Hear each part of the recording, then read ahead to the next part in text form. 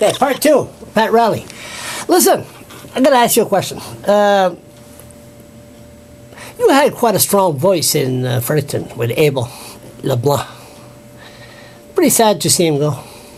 It was. In fact, a lot of members, politicians that we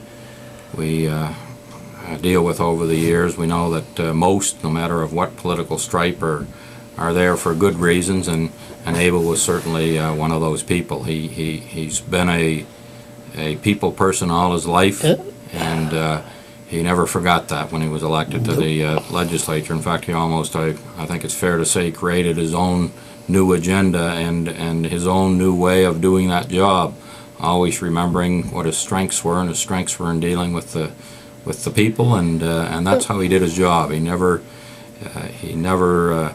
once forgot where he came from, and he was a very good MLA because of that. And that scene he did with Dale Graham there, there's nothing wrong with that. That's the longshoreman style, right? Step outside. You got a problem? Step outside. That's the way the old-fashioned way is done, right? Well, again, I'm sure Abel regretted that happened, but you think so? That's Abel again being Abel. He never was one to pull any punches, and what you see is what you get. So I think the most important thing is that, again, he is a people person. He cares about people, and if he caused anybody any harm by losing his temper like that, then I know he was sorry about it. Oh yeah, and he'll move on. Oh yeah, but he hated to wear that tie. Can a longshoreman wear a tie? As a matter of fact, we're just looking at that one right there.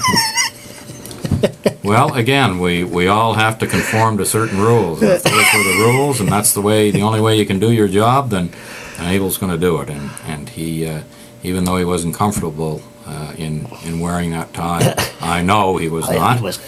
But to be able to represent people, and especially the little people, well, he'd make that sacrifice. He even helped some people from Fredericton that right. It wasn't even in his writing, you know. Well, I can personally say that Abel walking down a street in a far distant city where we might have been doing some work, he couldn't walk by somebody that he knew needed some help without providing that help. So it helped a lot of people. He wouldn't hesitate to reach into his pocket and help anybody out he could. No, he's very good. Last point. So, is it more fun now to deal with the government, the city, the Irvings? Is it more or less? Is it more boring now compared to what it used to be like? I remember when I first met you was during the St. John District Labor Council. Remember how that used to be lively, and the Bob Davison, the Abel LeBlanc, the Bob Hicks in the corner, and that don't exist anymore. Like, it's not as strong, is it? Or? Well, again, Charlie, it really is because of the state of the economy, and it is tougher now for everybody. And again, when it gets tough, then people want to try to protect themselves, and especially the people at the top. The statistics don't lie.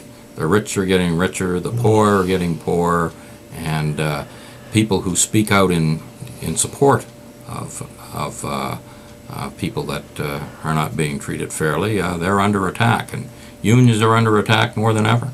And we expect that, and that's why we will say over and over again, it's more important that we do our job today and not yield to those types of attacks.